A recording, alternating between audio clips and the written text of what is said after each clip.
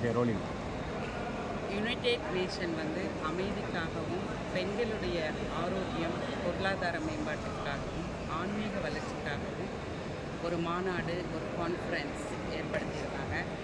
அதில் நாங்கள் ஒரு 16 வருடமாக இதை மட்டும்தான் செஞ்சுட்ருக்கோம்.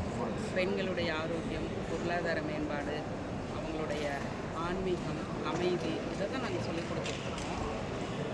குறிப்பாக மாதவிடாய் சமயத்தில் இருக்கக்கூடிய அந்த சுகாதாரம், அந்த சுத்தம், அது எப்படி அவங்களுக்கு அந்த பீரியட்ஸ் வருது, அதில் என்ன சானிட்டரி நாப்கின் பயன்படுத்தணும், அதில் இருக்கிற ரா மெட்டீரியல்லாம் எப்படி இருக்கணும், எப்படி தேர்ந்தெடுத்து வாங்கிறது.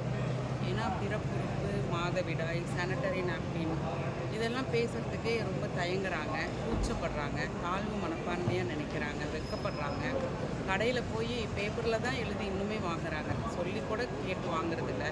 அந்த பேக்கை பிரித்து கூட பார்க்குறதில்ல, அதில் எக்ஸ்பிரி இருக்கா, மேனுஃபேக்சரிங் இருக்கா, என்ன ரா மெட்டீரியல் இருக்குது, அதில் இருக்கக்கூடிய ஜெல், டயாக்சின், குளோரின், ப்ளீச்சிங் எல்லாம் பெண்களுக்கு என்ன பாதிப்பு ஏற்படுத்தும் அப்படின்னு யாருக்குமே தெரியறதில்ல.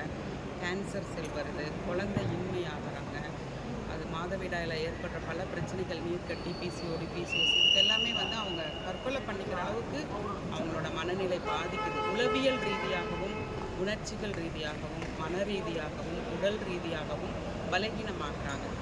இந்த கல்வியை தான் நாங்கள் 16 வருடமாக பல பள்ளிகள், கல்லூரிகளில் போய் நாங்கள் பேசுகிறோம். ஸோ இந்த விஷயம் சுத்தம் சோறு போடும்னு சொல்லுவாங்க. நாங்கள் சொல்லிக் கொடுக்குற சுத்தம் வந்து எங்களுக்கு இன்றைக்கி யுனைடெட் நேஷன் வரைக்கும் அழைத்து அமைதிக்காகவும், பெண்களின் ஆரோக்கியத்திற்காகவும், பெண்களின் சுகாதாரத்திற்கும் எங்களுக்கு சிறப்புரை ஆற்ற சொல்லி அழைச்சிருந்தாங்க. நானும் போய் பேசிட்டு வந்திருக்கேங்க உலக அரங்கத்தில். ஸோ இது வந்து இறைவன் கொடுத்த வரமாக கருதுகிறேன்.